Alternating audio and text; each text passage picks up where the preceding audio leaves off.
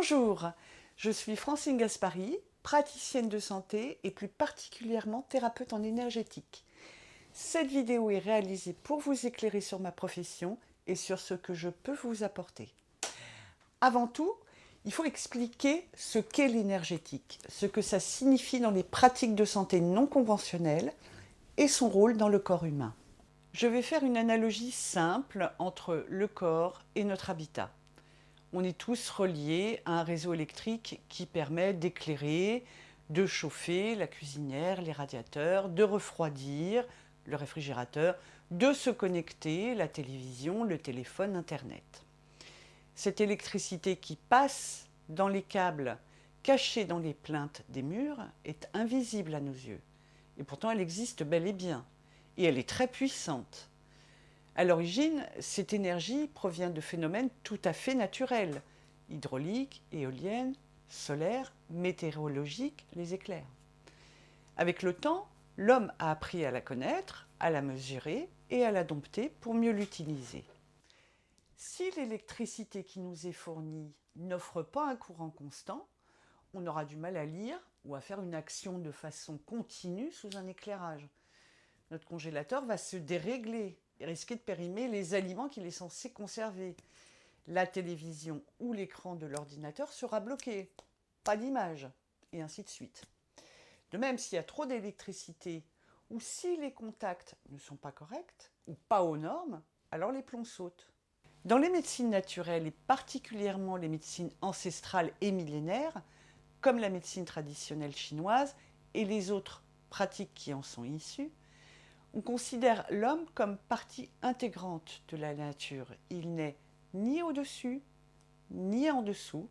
Il se situe dans un grand tout qui tend à l'harmonie. Et comme une antenne entre deux forces, il reçoit des énergies telluriques qui viennent des profondeurs de la Terre et cosmiques qui viennent du ciel, de l'univers. Ces énergies sont subtiles, sinon ce serait insupportable pour tous les êtres vivants. Mais elles sont bien réelles et elles aussi puissantes. D'ailleurs, du point de vue de la physique, nous savons que la matière dont nous croyons être faits n'existe pas. Ou plutôt que la matière est énergie. Nous sommes faits d'atomes autour desquels circulent des électrons. On sait que chaque cellule, chaque molécule de notre corps possède son propre champ vibratoire émis par cette énergie. Pour la médecine traditionnelle chinoise, sur laquelle je vais insister davantage, puisque ma pratique s'en inspire, le corps humain est traversé par des énergies qui sont canalisées dans des grands axes, invisibles, comme des câbles. Ce sont des méridiens. Chaque méridien est relié à un organe ou un système lymphatique, système neurovasculaire, etc. À force d'être sollicité, il arrive très souvent que la circulation d'énergie ne soit plus optimum. Le courant est faible à certains endroits et bloqué ou excessif dans d'autres. Du coup, l'organe ou le système déraille en quelque sorte. Et sa fonction biochimique s'en trouve affectée. C'est alors que tout l'ensemble se retrouve perturbé. Il faut aussi expliquer ce dont on entend souvent parler, l'énergie vitale. Qu'est-ce que c'est ? C'est simplement cette étincelle de vie, cette électricité globale qui nous maintient en vie, qui nous maintient en forme et par extension en bonne santé. Et qui dépend bien sûr de nos circuits énergétiques internes. D'ailleurs, lorsqu'on est très fatigué, on dit bien « je n'ai plus d'énergie ». Dans toutes les médecines ancestrales, médecine traditionnelle chinoise, Ayurveda en Inde, etc., cette énergie vitale prend sa source au niveau du nombril.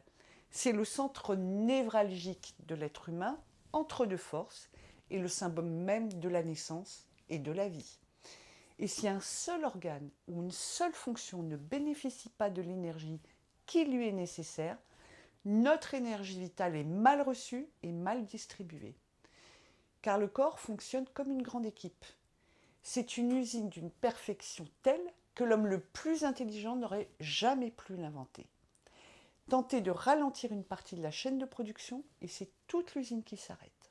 Les thérapies énergétiques sont donc des médecines, des pratiques ou des méthodes qui permettent de repérer et de corriger les dysfonctionnements énergétiques, chacune avec des outils différents.